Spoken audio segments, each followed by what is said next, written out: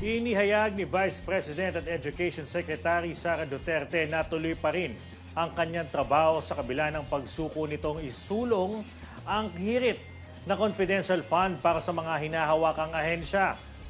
Sa Facebook post ni Duterte, sinabi nitong hindi siya titigil sa pagsiservisyo sa bayan upang mapagbuti ang buhay ng bawat Pilipino at mabigyan naman ng magandang kinabukasan ang mga kabataan. Nagpasalamat din ito sa kanyang mga budget sponsors na sina Senador Sonny Angara para sa Office of the Vice President at Senadora Pia Cayetano naman para sa Department of Education na dumipensa sa hangarin ng dalawang institusyon. Kahapon ay kinumpirma ni na Angara at Cayetano na hindi na hihilingin pa ng Vice Presidente ang kabuang 650 million pesos na Confidential at Intelligence Fund ng DepEd at OVP.